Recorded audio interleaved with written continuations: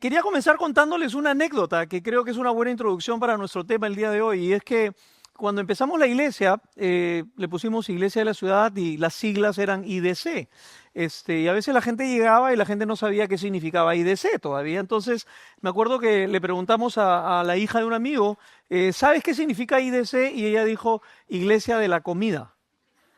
Y claro, no la culpo porque todos los domingos nos reuníamos en el jardín de la casa que alquilamos en La Molina y empezamos con 20, terminamos con 100 personas en ese lugar y cada vez que terminábamos del servicio, de cantar, de compartir la palabra, movían las sillas, ponían las mesas y cenábamos todos.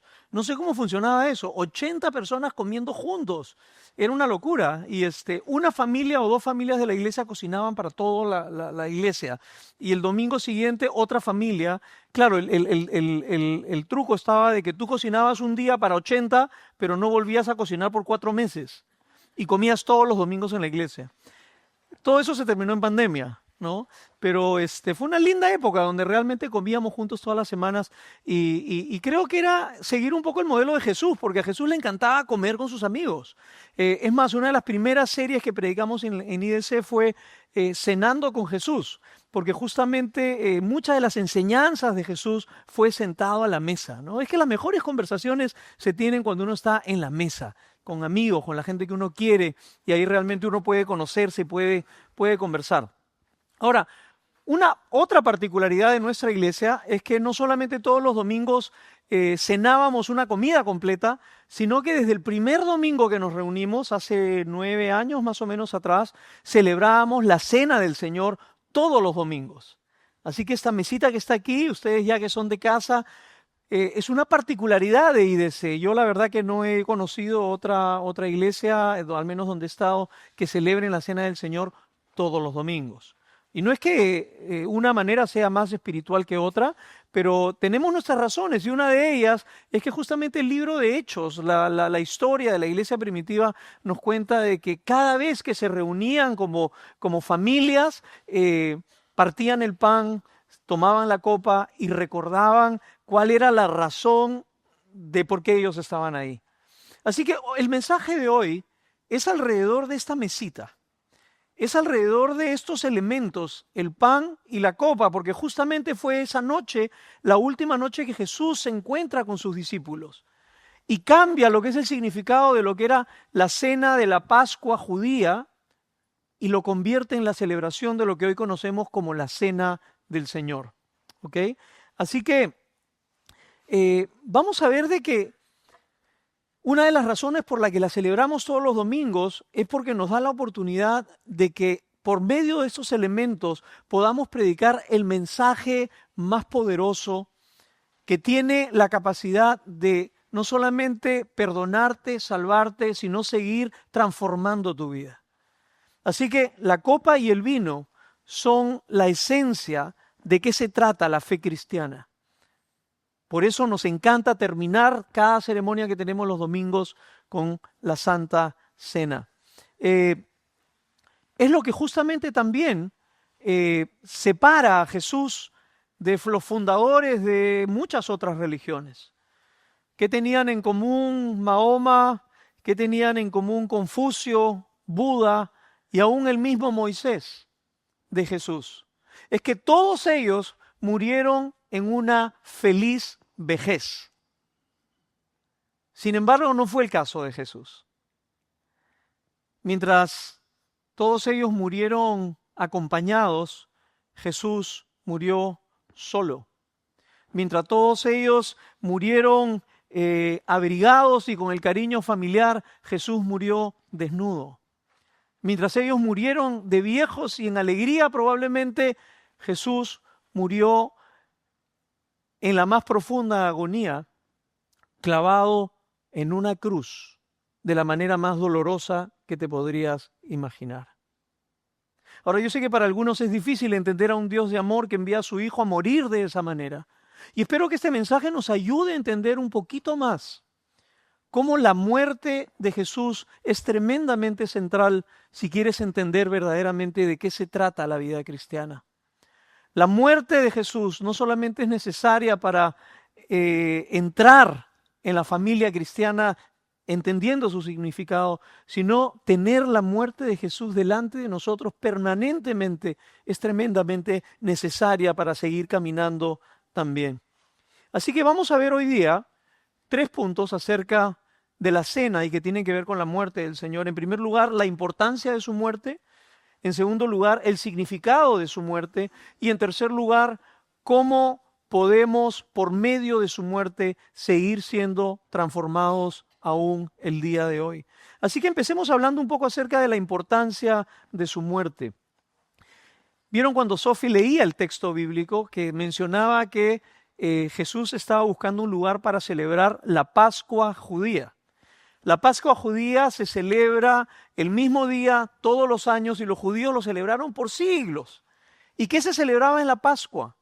Pues se celebraba que un día el pueblo de Israel, que había vivido por 400 años en esclavitud, un día Dios irrumpe milagrosamente y los libera de la opresión de Faraón y de los egipcios. De ahí en adelante el Señor instituye esta cena pascual para que todos los años las familias se reúnan y al comer la Pascua conmemoren y recuerden de dónde los trajo el Señor. Esa era la Pascua judía. Ahora, no es una coincidencia que cientos de años después, Jesucristo, el Hijo de Dios, vino y su última noche con los discípulos antes de ir a la cruz era justamente la misma noche de la Pascua judía. Así que vamos a entender un poquito más de cómo funcionaba la Pascua. Una de las cosas que he aprendido de la Pascua es que era una celebración donde habían muchos brindis y mucho vino. Habían 4 momentos claves durante la cena de la Pascua. El primer momento empezaba cuando se levantaba la persona que estaba dirigiendo la cena familiar y hacía un brindis, ¿no? Tin, tin, tin, tin, tin. Vamos a celebrar hoy día la fidelidad de Dios, el poder liberador de Dios, y abría la noche con ese primer brindis, con la primera copa. Luego, alguien se paraba y leía el libro de Éxodo para recordar todos los eventos como están descritos en la Biblia, cómo Dios milagrosamente rescató a su pueblo, y cuando terminaba de leer, se paraba nuevamente y hacían un segundo brindis con vino y lo tomaban la segunda copa. Y luego pasaban el tiempo donde se explicaban todos los elementos que estaban en la mesa. Por ejemplo, habían hierbas amargas, habían lo que se conoce, bueno, el cordero, que era el plato principal, la copa con el vino, el pan de aflicción, y cada uno de esos elementos simbolizaban algo. Así que luego que se presentaba esto, se tomaba la tercera copa y finalmente venía el tiempo de cantar, cantaban salmos, cantaban himnos, cantaban juntos cuando se reunían, al igual que lo hacemos nosotros, y terminaban con la última copa. Así que en una cena pascual habían 4 copas de vino. ¿Qué momento es el que nos está narrando aquí Marcos? Pues es el momento de la tercera copa. Cuando Jesús va a instituir la cena del Señor, nos narra Marcos que Jesús se pone de pie y va a hacer algo que nadie esperaba que hiciera. Es más, nadie entendía lo que él estaba haciendo en ese momento. En el momento en que alguien se ponía de pie y explicaba los elementos y decía, las hierbas amargas nos recuerdan la amargura que nosotros vivimos y el vino nos recuerda la sangre del cordero que tuvimos con el cual pintar los marcos de las puertas. El pan de la aflicción se llamaba. Y ellos recordaban el pan de la aflicción. Y en ese momento es donde es el que acabamos de leer. Jesús se pone de pie, toma el pan y va a decir, este pan es mi cuerpo. Es mi cuerpo. Todos estos siglos que han venido celebrando la Pascua y iban partiendo el pan, ese pan apuntaba a lo que yo estoy a punto de hacer por ustedes, que es entregar mi vida en rescate de ustedes. Soy yo el pan. Soy yo quien va a entregar su vida para que ustedes no tengan que perder la suya. Así que cada vez que partimos el pan, conmemoramos justamente lo que Cristo ya hizo de alguna manera por nosotros. La muerte sustitutoria de Jesús es el evento central de la historia de la humanidad. Déjame decirte que si estás aquí hoy día luchando con cosas que de repente no encuentras la conexión, yo estoy luchando con ansiedad, estoy luchando con depresión, estoy luchando con encontrar propósito, con encontrar sentido, con recuperarme de lo que sea que esté pasando, déjame decirte que la transformación no viene muchas veces a través de tus circunstancias externas, sino comienza con un cambio profundo interno del corazón. Y ese cambio profundo del corazón comienza con entender cómo la muerte de Cristo en tu lugar y en mi lugar realmente es la manera como el Señor va a comenzar a redimir y a transformar. El mensaje de la cruz, me encanta cuando Pablo dice, tengo muchas cosas de qué enseñarles y de qué hablarles, pero yo me he propuesto predicarles una cosa, y esta es a Cristo y Cristo crucificado. Sin Jesús en la cruz no tenemos ninguna esperanza. Y por supuesto que sabemos que la historia de Jesús no termina clavado en una cruz. Jesús resucitó, por supuesto. Pero es tremendamente importante que entendamos la importancia de la muerte de Jesús. Y para poder profundizar en esto vamos a ir al segundo punto. ¿Qué significa la muerte de Jesús? ¿Por qué tenía que morir Jesús? Ahora, déjame contarles un poquito más acerca de la Pascua. Probablemente los que tienen más tiempo, habiendo leyendo un poco de la Biblia, conocen la historia, pero sé que hay muchos de ustedes que quizás no están familiarizados o han visto las películas, ¿no? De Moisés, cuando el Señor envía las plagas a Egipto para que el faraón de alguna manera dé su brazo a torcer y libere al pueblo de Dios. Han visto las películas, ¿no? Me imagino. Bueno, recuerda, fueron 400 años de esclavitud. Esta gente nacía esclava, no conocían un mundo diferente. Dios un día llama a Moisés, quien había sido hijo del faraón, y lo llama para que vaya a rescatar a su pueblo. Dios hace muchas manifestaciones de poder, sin embargo el faraón endurece su corazón y no quiere el faraón dejar ir al pueblo. Y luego vienen las plagas. ¿Recuerdan cuál fue la última plaga? La de la muerte de los primogénitos, ¿no? En esta plaga uno puede ver ya un juicio de parte de Dios. Sí, el Dios que es bueno, que es amoroso, que es perdonador, que es lleno de gracia, también es un Dios justo. Y ese día fue el día de la justicia divina. Y dijo, voy a enviar, a causa de la dureza del corazón, a causa del pecado y la rebeldía, voy a enviar un juicio manifestado a través de un ángel que va a traer muerte, y en cada familia alguien va a morir. Y no hay nada que puedas hacer para evitarlo. Y en ese momento, ahora yo pregunto, ¿este juicio de Dios vino solamente sobre los egipcios que estaban en Egipto?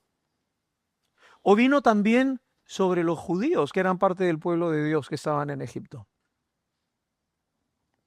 Vino sobre ambos. Porque como la Biblia dice, todos somos pecadores.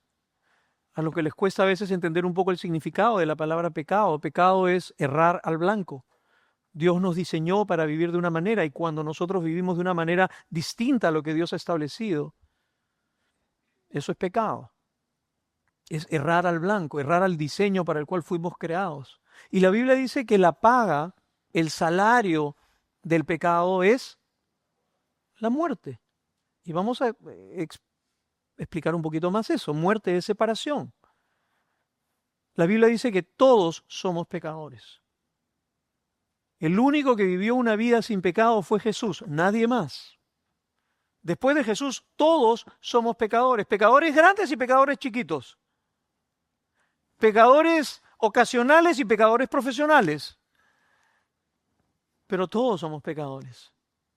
Hasta los bebitos más dulces, ¿no? Manipuladores desde chiquitos. Si no me cargas de la cama, ¡guau! ¿Dónde aprenden? ¿Fuiste tú? No. ¿Quién les enseña? Esa esencia de pecado está en el corazón humano. La paga del pecado es muerte, es la separación. No podemos, por causa del pecado, tener cercanía con Dios. Y la Biblia dice otra cosa interesante, ¿no? De que sin derramamiento de sangre no hay perdón y expiación de pecados, ¿no? Así que este juicio vino sobre los egipcios, vino sobre los judíos que eran parte del pueblo de Dios, pero no eran menos pecadores que los, lamentablemente, ambos eran pecadores. Ambos merecían la muerte. Sin embargo, Dios le revela por medio de Moisés al pueblo judío una opción para que no murieran. ¿Y cuál era esa? Era sacrificar un cordero, un corderito inocente de 1 año, machito, perfecto. Tenían que sacrificarlo, derramar la sangre y con esa sangre hacer una marca en la puerta del hogar donde esa familia iba a celebrar la cena pascual. Para que cuando viniera el ángel de la muerte, alguien tenía que morir. O morías tú, o moría el cordero por ti. Pero alguien tenía que morir. Hasta ahora el mensaje del Evangelio, que son buenas noticias, porque aquí hablar de muerte, de sangre, a algunos les puede causar un poco de incomodidad, pero sin embargo son buenas noticias. El Evangelio nos trae las buenas noticias de que Jesús vino a morir para que tú no tengas que morir eternamente. Él vino a entregar su vida en tu lugar y es lo que conocemos como una muerte sustitutoria. Mira cuánto te ama Dios, que tú estás condenado a morir eternamente sin Dios. Y Dios en su amor viene y Él dice, o vas tú, o pones tu confianza en mí y voy yo en tu lugar. Dime si hay alguna mejor noticia que esa. Ese es el Evangelio, que Él murió por nuestros pecados. Ahora, ¿cómo es que la muerte de un cordero puede funcionar de alguna manera para expiar y para... ¿Cómo es que el derramamiento de sangre? Yo sé que esto puede ser un poco difícil de entender, pero permíteme intentar tratar de explicar un poquito mejor para que entiendas esto.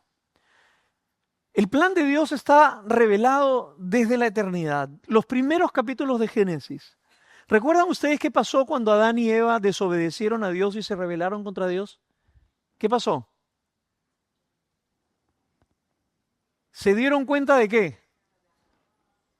Y se crea la industria de la moda, ¿no? Si Adán y Eva no hubieran pecado, no existiría la ropa, ¿no? Así que cada vez que tengo que lavar y planchar, me acuerdo por la culpa de Adán. Si no, no tuviéramos que estar usando nada de eso. Pero fíjate que cuando ellos pecan y desobedecen a Dios, por primera vez se dan cuenta que están desnudos. Y su desnudez, no solo física, sino del corazón, les produce una profunda vergüenza. ¿Y qué es lo que hacen ellos para tratar de tapar su vergüenza? ¿Qué hicieron? Confeccionaron un primer traje. Y se pusieron su traje. ¿De qué estaba hecho? De hojas, ¿no? ¿Y qué hace Dios? Quítate eso. Esas hojas no van a cubrir tu vergüenza. Esas hojas no van a cubrir tu desnudez. Déjame hacer algo por ti. Y le da, en vez de esas hojas, ¿qué le da? Pieles. ¿Y de dónde vienen las pieles? De los animales. Y para poder obtener la piel de un animal, ¿qué tienes que hacer con el animal? Y cuando matas al animal, ¿qué se derrama? Oye, ustedes son buenos, ¿ah? ¡Qué bárbaro! Fíjate que desde el inicio ya Dios estaba estableciendo cuál iba a ser el camino de nuestra redención. Sin derramamiento de sangre no hay perdón de pecados. No te pido que derrames la tuya. yo la voy a derramar por ti. ¿Qué te hace sentir esta verdad acerca de Dios? Esa es la belleza del Evangelio. Y me encanta cuando Juan el Bautista, no ahí en Juan capítulo 1, versos 29 y 30, y él ve a Jesús viniendo al río a ser bautizado por él. Cuando lo ve, lo reconoce. ¿Y qué cosa es lo que dice? Él es, ¿quién? El Cordero de Dios que quita el pecado del mundo. Él es el Cordero de Dios. ¿Sabes? Aquella noche de Pascua judía que celebraron Jesús y sus discípulos, faltó un elemento en la mesa, que era el elemento central de la cena judía: cordero. Esa fue una noche media vegana. Esa noche no hubo cordero. ¿Por qué no hubo cordero? Porque Él era el cordero. Él era el cordero. Él era el pan. Su sangre era el vino. Esa es la belleza del mensaje de la Santa Cena. Cada vez que participamos de la cena, estamos recordando estas cosas. Estamos recordando estas cosas. Ahora, ¿cómo podemos hacer nuestro el poder transformador de este Evangelio? ¿Cómo podemos hacer realmente que el mensaje que simboliza este pan y esta copa, pan ordinario de aquí de Wong, jugo de uva ordinario, pero tienen un significado extraordinario? Me parece interesante que Jesús, cuando Él dice que tenemos que comer su carne y beber su sangre, nos está dando una pista. Y es que para hacer nuestro el poder del Evangelio y del significado de la cena, no basta con conocerlo. Tienes que hacerlo tuyo. Tienes que internalizarlo. ¿Qué mejor manera de reflejar esa verdad que comiéndolo? Hace poco estuve en un matrimonio.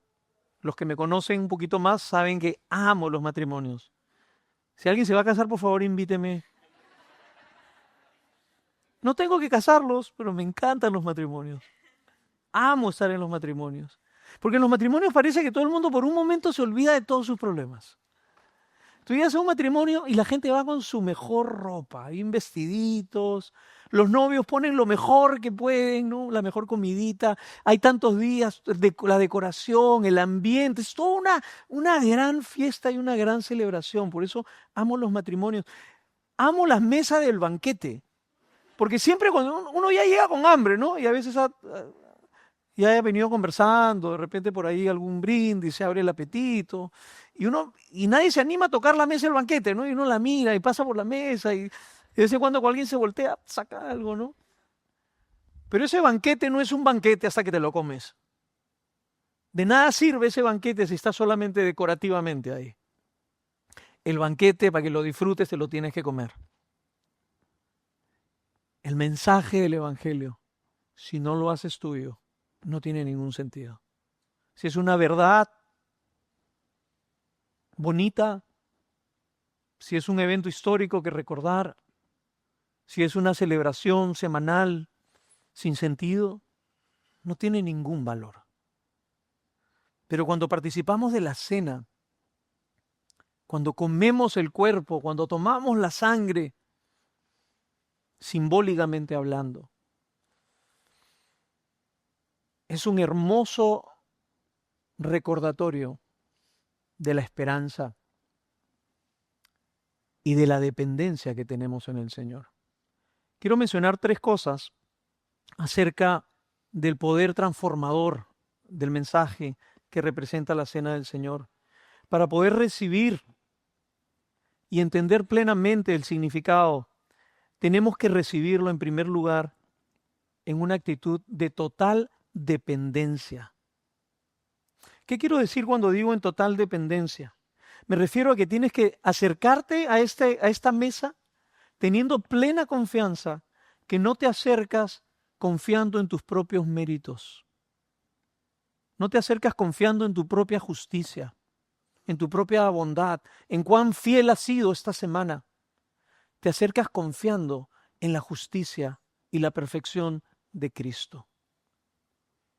El que yo sea aceptado en la mesa del Señor no depende de la calidad de mi fe.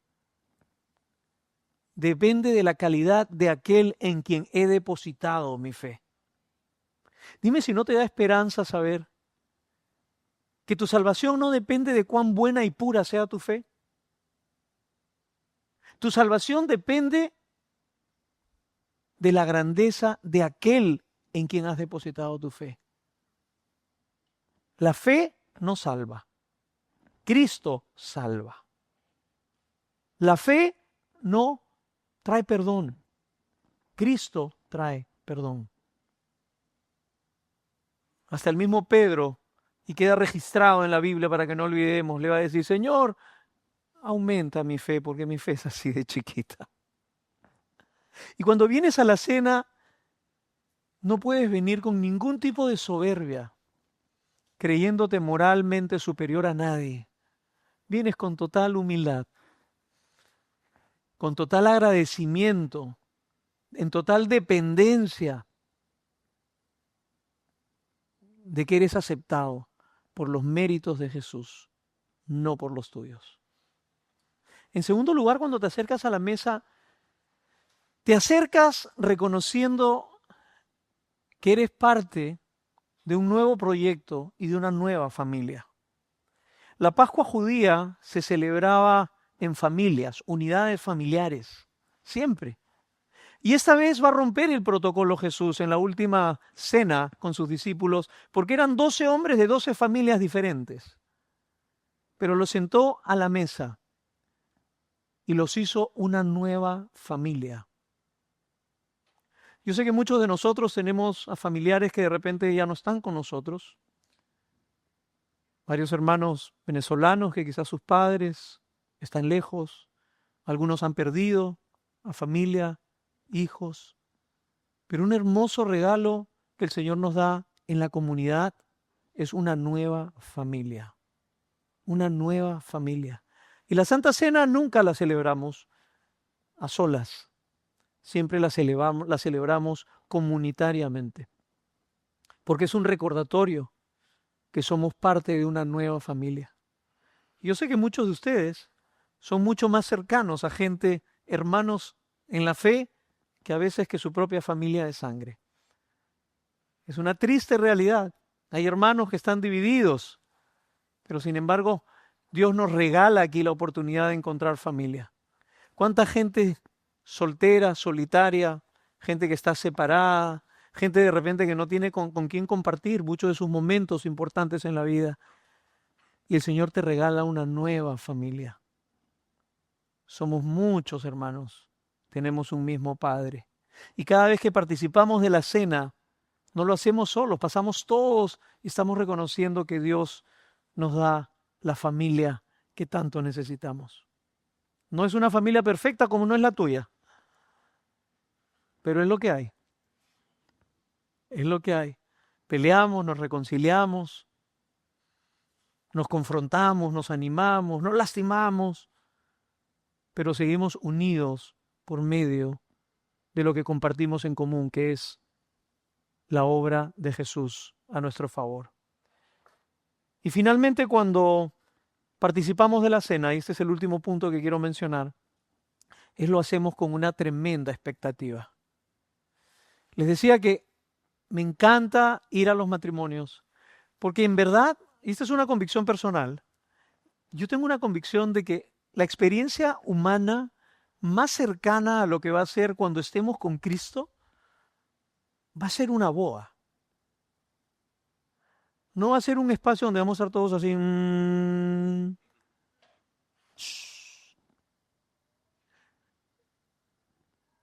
Yo creo que ese encuentro con Cristo va a ser como el momento más alegre de una boda. ¿Por qué lo digo?